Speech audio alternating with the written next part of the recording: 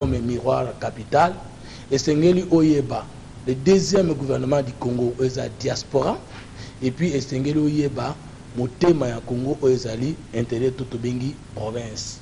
En tant que moi musala soki na capitale nazate na kozala soit na mikili ya poto soit na province no babo soit libanda mboka soit na kati ya mboka. Libanda mboka ça veut dire na mutu na diaspora. Na kati ya mboka ça veut dire na province na makolo. Donc na bunga ki na Congo teto précisé. Na bunga ki nde na kini. Soki na bungi boluka ki ngai wapi, bokai koluka ngai sous na province te parce que le 3 décembre 2015 j'ai terminé le tour de province na rubrique na biso boyebi yango d'inéant l'existence des zéros en chiffre. De ça qui kosa la tour de province. Et l'ingolo bate que tout tambola ba province nyons, moment tout tambola qui koleka moitié. Tout longwa ki wana toujours na volonté ya bato balingi Congo, pe balingi mo amsa na bango. Bato balingi Congo pe balingi troisième voie, bato balingi Congo pe balingi ra professeur université populaire. Oyo fumututo boyebi professeur populaire. Hein? Tel mwana Moi, mboka fumutoto. Et ça va terme, et c'est bon message nango. Voilà. Vous avez kasi précisément wa. Batu babenga nga kutuna yo na ba province nyonso. Oui. Nazaki na mutu wa Congo, c'est-à-dire la diaspora européenne. Parce que bon mon na kata biteni misato. 23 ans na saleli province, 23 ans na saleli Kinshasa, 23 ans na kosalela mutu ya Congo, c'est-à-dire diaspora. Donc na kosala 69 ans na Congo ya service. Voilà. Ozalaki la mutu ya Congo, précisément dans Bokani, parce que tu as vu que mutu ya Congo, diaspora et Tanzanie na mkili na ba pays belé. Ozalaki précisément dans Bokani. Il fallait beaucoup na question Congo poto koma état na sima konyo kwa mana mindele. E bandaki na Bokani na Europe et les gars qui na Bokani pesuka ine loko nini. Bato nsu baye bake poto koma état indépendant du Congo na 1885. Déclaration salim le 1er juillet awa na vivi na province ya Congo central actuel mboka na biso etangami d'abord na Allemagne. Donc nazalaki na Europe premier pays au moins na musana bino anyataki makolo ezalaki na Allemagne. Dans Allemagne nana kende koloba ke na moni esika moko feza la pays c'était en Belgique Léopold II. Tant on a longé en Allemagne, il faut aller la Congo, Makolonanga, la Belgique. Mais tant que Belgique a colonisé, langue officielle, la années. Français. Et c'est qui France. La qui France. Mais France, dans Hollande, il y a moins de ça la Belgique, non? Il fallait bien comment dans Hollande. Tout ça, bon 4. Après, Bongo Luxembourg. Et ça, c'est quand, non? Et Bongo, n'a quoi qu'on vende, te Bongo sans Kokoma, na place des nations. Place des nations, na mboka ya kimia ya mbongo pe ya santé na Suisse. Tambolaki na mboka na utu kotanga na soutien ya ba mécontent oyo ba porter à cœur moi musana ba mchopi mutu apamba fumutoto basanga soki na ndio na bokebi ensemble na bara mboka oyo nyoso bazolanda biso ezaki otamboli 5 pays. Oui, 5 pays ya Europe ozoko kenda olongwa okei ozongi tis ozo okende ko sa nini au juste. Est-ce que Kimaki Musukuma kwa lobite na kendana na tambola ma bamboka na to okende précisément osani na 5 pays. Mutu nyoso azala kana posa ya kimia. Ngana kanisi kimia na ngana ozango na Congo. Il n'arrivera jamais un jour l'idée de fuir le Congo. Natandeke na salema kana mabele na kukufa na mabele. Donc na kende ko sani na zamitan. 1 je suis Congo. Moninga nde Congo. Soko bomina beni obominga. Obomina ba Congo obomingai. Obomina Katanga obomingai. Nde kumbunanga mfumu ntoto basanga nkumu njei. Elimu ya nzoto pe ya mabere na ye. Moto ya molimo pe ya boyebi pona kobatela esika na ye. 2 je réponds au nom. Moi je suis Congo. Je réponds au nom de mfumu ntoto basanga nkumu njei. Je suis qui? Nazali initiateur.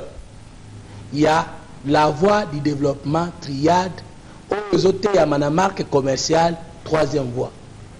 nzela ya lobiko na misato elimo nzoto pe mabele ya mibale nazali porte-voix ya troisième génération politique na Congo ya liboso de colonisation ya mibale démocratisation ya misato l'humanisation et la nation ngai naza moboti pe porte-étendard nango.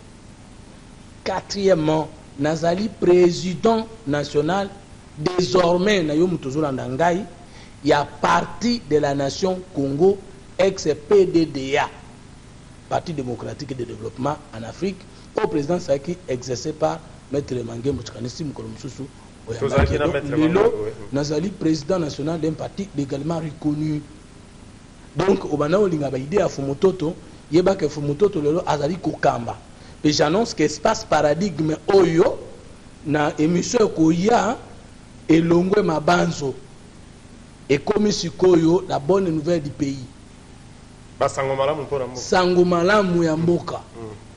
Je vais parler de la volonté de Dieu sur le pays, la volonté de l'homme sur le pays et la volonté du pays sur le pays. Bon, donc, dans ce qui se passe, on a été. Avant, on a une question. Oyebi d'abord, on a attendu Sareza, Koyiba. Donc, dès Koyebi, Nani Nazali, on a sous question. Nazali est professeur de l'université populaire. Ah, donc, on a Fongola. Elle voilà.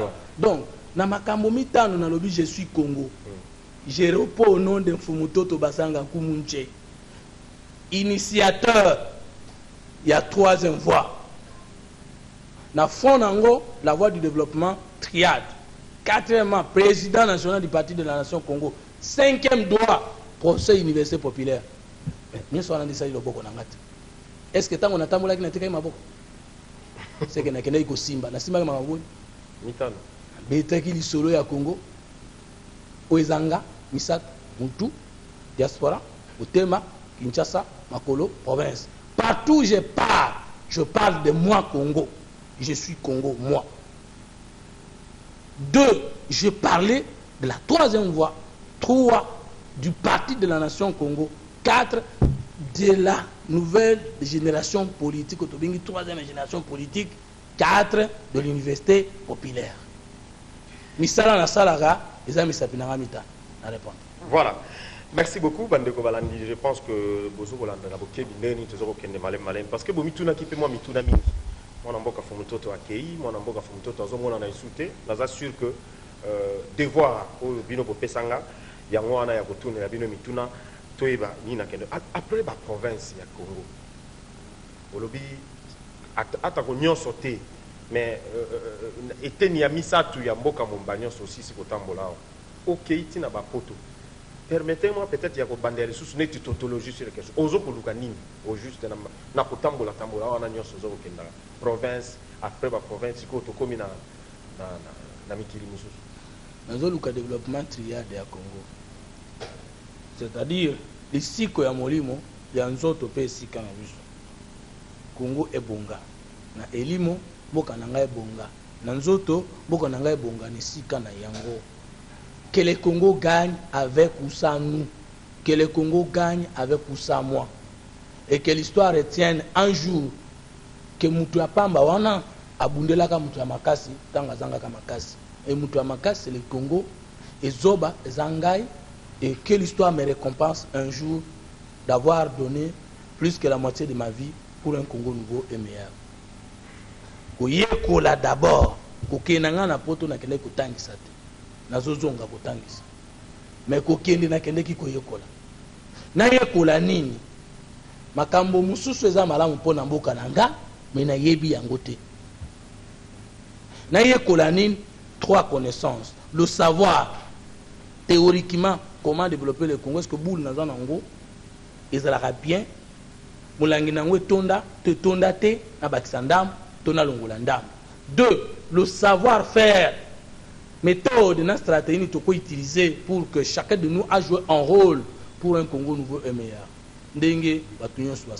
Pour protéger le cerveau du Congolais, pour que l'Union soit sala na diaspora, na Kinshasa, na province, et ça essentiellement pour que les choses changent positivement et quantitativement dans mboka et kokende koyekola le savoir vivre, le savoir être na yebi, mais est-ce que na yebi ko salela na yebi pe na yebi ko salela, mais est-ce que na yebi ko tambola pona faveur ya mboka? Quelles sont les attitudes? Neti na participer na conférence ebele ya leadership, leader ya kotambola ndenge na komela ndenge na kola ndenge na kola mukandenge nini nazaraki na ndam basengeli na bakisa pote molangi zaraki ya kotonda te uti ko bakisa mwana mboka Fumutoto basanga Fumutoto ezokisenga quand même moi ba moyen na kotambola oyo nyonso olongwa kenda Allemagne, Belgique, Suisse, France, tout ça ba pays nyonso wana tina Luxembourg ezosenga quand même moi ba moyen toyebi kotambola ndenge ezali ba avion, ba train, ba métro na kovanda tout ça à manger ce jour na naza sima ya Fumutoto na nazo kopesa kayo ba moyen otambola kayo sikila kama mokili mobimba ou bien yo moko za mbongo mingi ala otuni question na sima na mona kati ya nini le monde non question ça ko les monde te muto kopesa quand même ba moyen obi na la sima na répondre le monde derrière moi. Je suis devant le monde na ba kina mita je suis Congo qui me donne les moyens. Papa na maman bakutana na Congo babotanga na Congo bakotika nga na Congo tonga na kotika bango na Congo do Congo ayokaka soni te kopesa ngai poso ayo azangaka mikuwa kopesa ngai te azangaka matiti ya komelisa ngai te ndenge nini boni mboka nanga ngai moko Congo na kozanga mbongo ya kotambola ozangi ni na Congo. Première chose. Deuxième chose. Biloko wana ya kozanga nini na Congo wana. Mais écoute, nazo répondre naliaka wapi na Congo. Deux.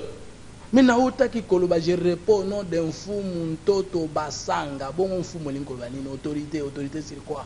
Bienyon so biza na Congo eza bandoi nanga. Mbisi azana posa nanga ngana azana posa naye. Ba bongo na olala nzala ndenge ni. 3. Mais nkumu njei ceci signifie les savants ngana Congo atekaka mutu nanga ngaliaka na mutoki ya mutu nanga na buzoba ya mayele nanga et tout ce que j'ai comme relation na zwango na mayele nanga et tout ce que j'ai comme tenue na liango na meliango eloko nyonso na sala kaza mutu nanga mutele salanga. Je suis parmi les Congolais où a sali société d'expertise et les sakaye et partout on tracera ma vie jusqu'au moment où je parle. On verra jamais qu'il y a eu un grand frère à lui, un petit frère à lui, un oncle à lui, et dans la parcours nanga l'université, et dans la parcours nanga la politique, et dans mutu nanga de na bonza, de yango de les sakanga na mwasi na bana nanga. Voilà. Moi n'importe Fumutoto parce que tu connais tali solo parce que au cité moi eloko moko olobi mutu na onde mutu ezo kopesa nyonso oui c'est vrai, ça c'est prouvé et bani au cité qu'il kambo ya bilamba. Mikolo tozo komona moi muke c'est une parenthèse. Au changer directement Fumutoto comme na ba cravate ya couleur ya maya pondu Fumutoto comme gola ta lunette lokola ngai bien que le logo sani yango ezani un changement brusque wana yango ezaka kotambola kaka ozu yango mpandi wana obieza ndenge na bosani kiloba moko ata na kufi mais bozela te na kufa po bosala nga onero kwa papa ngamba bokoyebisa nga na miso na nga atuni bino Congo atuni bino ba Congolais mutu nani ayebana na mboka oyo koleka ngai à part ba musicien na politique soki auta na ba fonction d'état te pour répondre à la question. Pour nga lingi histoire nga to sila na bino avant nga na kufa. Na ngita bo beta masona nga zayi mona malama bunda ki makasi ke tuna na courage non. Mbongo bokoyi ko pesa ngai na cimetière na nga, ou pesa nga na gérer na sécuriser ba na nga.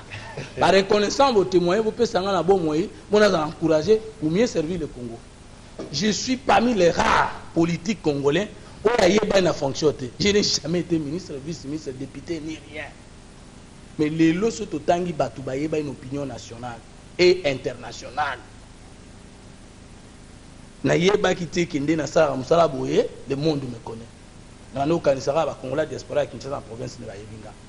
Ba Congolais ba ndeko ba nzuluni ba nini ba wendi ba nini wa sali film ya les rimains de la Kivu. Ba koyebisa bino que j'avais participé na semaine to week-end africaine il y a conférence Union européenne na ba jeune leader nazalaki wana nana komisinga ikuna tata na mama te nana komisinga ngana na leki ya te ngai et je demande à tous ceux qui n'ont pas de parrains de se décourager te parce que je serai un modèle pour vous d'un homme qui a brossé dur et qui a dit ça moi sina bana ma trahissa te corrompu te acheté te bandit te et qui travaille bien sûr avec des aînés qui les soutiennent, des jeunes qui les suivent, des amis qui les complètent, mais sur base de l'autonomie.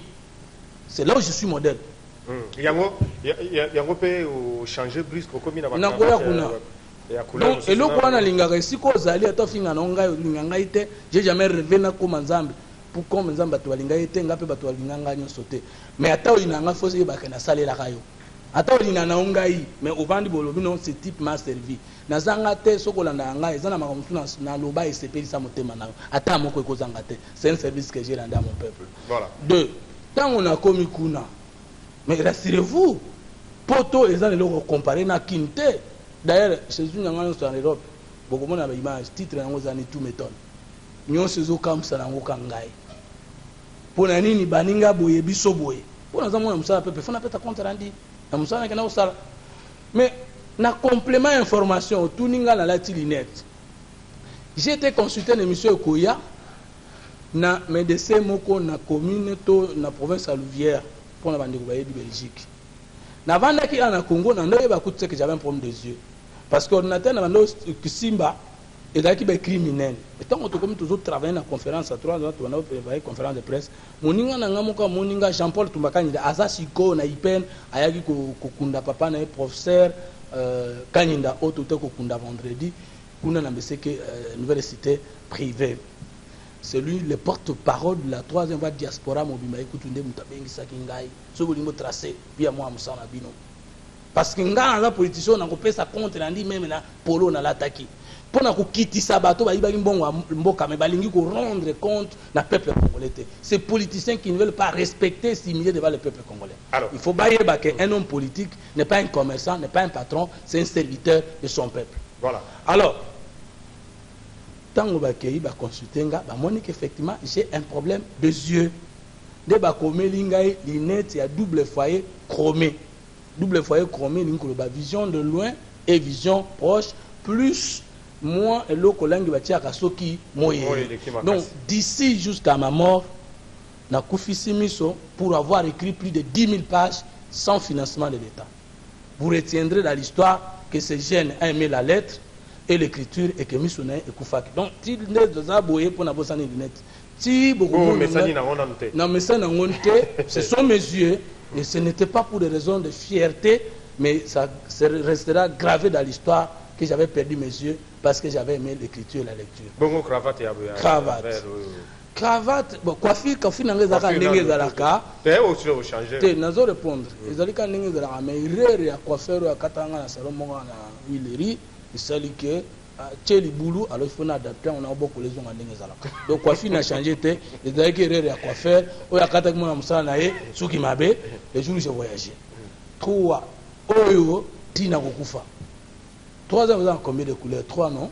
Au Boussanate, au Boussaningate pendant 1 mois à Pamba.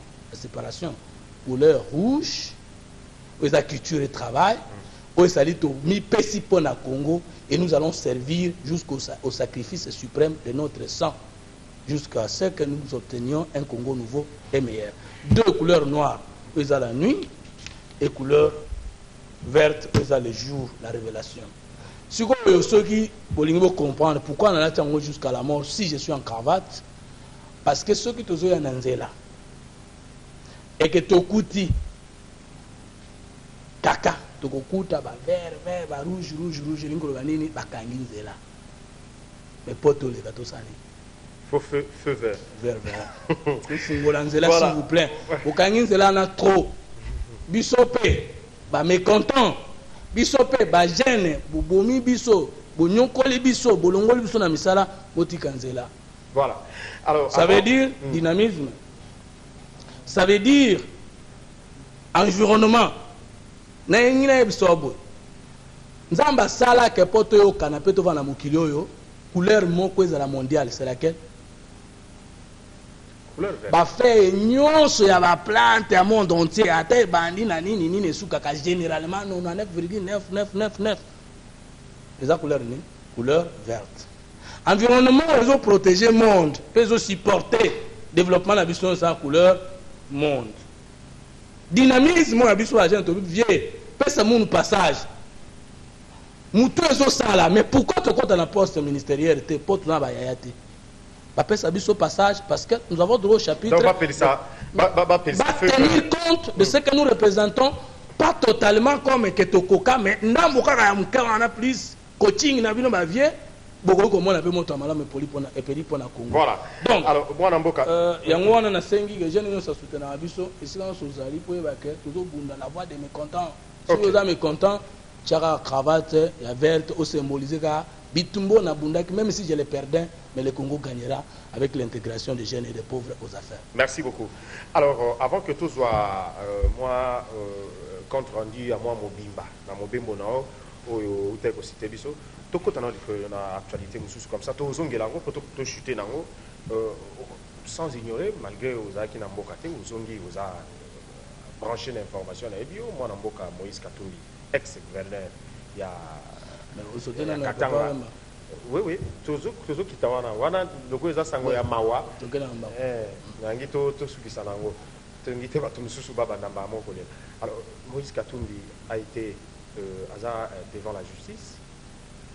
Moïse Katumbi, pendant qu'il était encore comme gouverneur, il y a ex-grande province Katanga, il aurait recruté le mercenaire, ex-militaire américain pour sa sécurité, et devant la justice. Et dernièrement, c'était le troisième rendez-vous, et Zala qui raté, à Kendegite, suite à moi. Alors, moi, Namboka Fumototo, la troisième voie. Lecture politique nini c'est un événement aux de Kanakatanga. Bon, na lo babwe.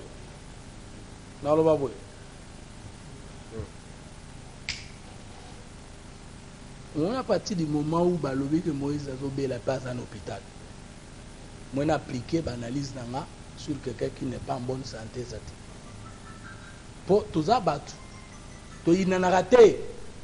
Tout ça la caractère fondatrice de l'État nouveau au Congo.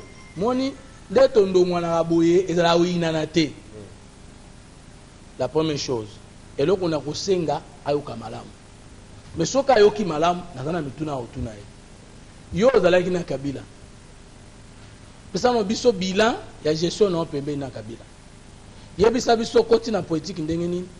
Mais lokolo na posa ko kamba mboko ko ma président, c'est votre droit. Mais vision na yo ezanini pona kolongola biso na pasi pona kokena biso. Vision na yo ezali ka ba respecter constitution. Mais biso debi que Kabila ko respecter constitution amata kita. Mais cause la vision ya mutute parce que ko sale mandenge wana. To kondima jamais humiliation que constitution za la foule au pied au nom d'un individu. Jamais. Je dis bien jamais. D'ailleurs le cours constitutionnel en sungi ba congolais mais n'évite so azo comprendre. Biso to lingaki to za ko kamwa soki to komi na suka. Neto bi Joseph Kabila azaki na volonté te. Suko cours constitutionnel c'est ni basungi biso ko lakisa biso que le président Kabila ne veut pas quitter le pouvoir, il ne veut pas respecter la constitution. Parce que arrêt on attend va lobby que s'il n'y a pas organisation des élections, Joseph Kabila continue. Ça veut dire cours lakisi biso que bango va respecter la constitution te. Ah, est-ce que mon avocat Fumutoto cours à lobby cours constitutionnel lobby que le président reste en exercice. Non, mais la Constitution n'a jamais dit maintenant, ça. le président non. La Constitution n'a jamais dit qu'un président de la République au Congo attique en fonction tant qu'il n'y aura pas élection d'un nouveau président. La Constitution n'a jamais dit ça. Mais article 70 lobby Boye, à la fin de son mandat, il y reste en fonction, alinéa 2, jusqu'à l'installation effective du nouveau président élu. Président ou Moussou suivant dans la salle Ponami, n'a pas mandat. Mais président n'a pas matane bongate tant que mi colonel a sous que cité. Mais cour à lobby le colabozo là la bozo batté qu'il n'y a pas volonté d'organiser les élections. Nazui arrête pour fungola bino mi sobo comprendre que ceux qui bozo de la Kabila organiser l'élection l'autocoton, ça veut dire il ne le fera pas. Alors prenez vos responsabilités. Et merci messieurs de la cour parce que to tchaki elikake yo kozala indépendante différemment de la majorité. La Cour n'a fait que la volonté manifeste de la majorité au pouvoir. C'est à nous, le peuple congolais, de nous organiser pour dire derrière les drapeaux, derrière la Constitution. Et place wana nde beaucoup tabiso. Soko boma, place wana. Soko bikisa, place wana. Soko dialogue, place wana. Soko gouvernement d'ensemble, place wana. Tout nous le ferons sous le drapeau et sous la Constitution. Respect absolu. Même s'il restait que 48 heures, nous savons que les élections seront organisées et Kabila ne fera plus ni un troisième ou quatrième mandat, ni rester au pouvoir sans l'organisation des élections dans les délais constitutionnels. Alors, question à Moïse Katumbi, au répondant à Malamouté, je reviens par dire que y a opposition, c'est parce que Moïse s'est prononcé, a confirmé vœu à G7 ou à Konaki comme candidat à l'élection, bien que tu candidat tant que Nan Babandi a déposé la candidature. Non. Volonté à cause de la candidat. Candidat et poursuivre pour est-ce que candidat et Koki Kobengama même 5 ans pas déposer candidature. Ba déposer ambition te, ba déposer le mot candidature. Mais ce qu'on organe nous sélectionner la candidature est que candidature nous a conformité, c'est la candidature qui est rejetée. Donc Moïse est libre de dire même dans le début de la législature qu'à cause de la candidat président de la République. Dans mon intelligence ça. Mais le problème, c'est que les candidates polémiques politiques, commis un débat politique pour un Congo nouveau est meilleur. Dans la boïté, dans la candidat président de la République, c'est son droit, sauf si la loi en disposait autrement. Mais nous l'avons dit, après ça, et attend, projet de société, vision, dans programme de gouvernance, tout discuter, chaque parti de l'opposition, ce que Moïse a commis à son opposant, à ça la paix débat interne par rapport à mon projet de société ne doit pas lever option ce qui projet de société à Moïse et Zali Malam mais pas ça quand même podium mon pour la candidature unique de commune de l'opposition tout ça là débat contradictoire entre différents partenaires de l'opposition total nan dans la idée à bien nan dans la moralité à bien et nan dans la moyen comme ça total là candidature commune entourée de 3 choses compétence moralité et moyen. On se montre au côté là. Ce qui est Moïse, en même temps, la idée, la moralité, la moyen, et que l'idée n'a pas malam, ce n'est pas un problème. Tu as gagné Yozala, quand on a vu son son, mais là, au cas où nous gagnons les élections là, poste tout le monde que parmi les gens dans les compétences, moralité, n'a parcours que gérer en faveur du Congo. C'est très simple. C'est très simple. Mais lorsque on ne nous a pas encore présenté ça, qu'on dit que c'est la candidature commune de l'opposition, c'est qu'on risque d'être grand diviseur de l'opposition. Tolingi Moïse ndenge à lobby. Tolingi Bamsupe ndenge à lingi, alors Toyokani Tokutane Sikamoko Tokabwanate. Tout ça, c'est un débat contradictoire, des projets de société, tout ça, la convergence, tout définir les critères, tout définir les valeurs, tout définir les principes, les lois. Alors si c'est Moïse qui va nous engager, qui nous engage, mais de commun accord autour des idéaux. Voilà. Si c'est un autre, de commun accord autour des idéaux. Donc c'est un faux débat. Il y a comme ça la polémique Katumbi, Kabila, sans projet de société, Tolingite Moïse un autre indépendant à la tête du pays. À côté de Kabila, un indépendant à la tête du pays. Tolingite Moutoumsoa a fragiliser le leadership des partis politiques. Parce que Joseph Kabila au pouvoir a fragilisé le leadership des partis politiques au profit de son indépendance, des personnalités et des gens qui débauchent. Moïse là est sur un système à débaucher la dynamique, il est sur un système à débaucher dans les partis politiques, sans qu'il il est membre de quelle idéologie, projet de société, parti politique, autour de quoi lié. C'est cela seulement que nous décourageons et que nous allons continuer à décourager. Mais s'il a de bonnes ambitions et qu'il passe aussi à l'opposition et qu'ensemble on peut réfléchir, je ne trouve pas d'inconvénient. C'est le point de vue de la troisième voie. Voilà, vraiment ça fait moi Nasuka. Voilà. Tokomi Nasuka édition. Juste en tout cas une minute au Itikalibiso, au Pesanga. Réponse à la question. Dialogue avec M. Kodjo. Jusque-là, comité préparatoire où il fallait aller en place. Nanouté, mon avocat Etienne Tshisekedi, dans l'opposition, mon avocat Etienne Tshisekedi a tracé liste d'opposition. Dans 4 listes, il y a Komboya, Ndeko Jem Dio Mindonga, la Wazana, na prison eza na kati position ya troisième fois na kati. Est-ce que bino bomonaki Edem Kojo position na bino na dialogue to na comité préparatoire eza ndenge au moins on comprendre ba congolais te Edem Kojo ndaye ko sala facilitateur biso nde to kendo luka eto enda ko luka biso. Je comprends pas les congolais ngana ko luka ete ya ko luka ngai parce que yenda ye po azangisa biso ba pesa une liste ya ba acteurs politiques au Congo sociaux abenga biso ça sera un honneur. Yenda za ambassadeur po asunga biso toyokana biso to ko luka eto nda ko luka biso ngai na kozana équipe na nga 3e voie na liste na biso etali ngai te ponga na bundaka sima IDPS te muta supportaka ba sorti na nga na ba média na nga donc je ne peux jamais imaginer ce que ça qui IDPS nda ko dresser liste ba opposant et que Kabila andimisa que ça cop na bango mbala lo bati ko benga ngo inclusif basa la bango na bango donc nga na ko banga na ngai lo côté pour dialogue na tatoki te et ko changer le moko te na Congo to sala combien de dialogue changer le côté mais ce que ça que tout ça motema ngo ko solo là nga na ko kende ko représenter la voix de mes comptables pe muto ko représenter ngo azate à part ngai na contre na biso 3 devant na bato balinga biso ça c'est un et dentro que nous fuka mela yete yende aya ko luka biso po yende akina musala et pas na biso.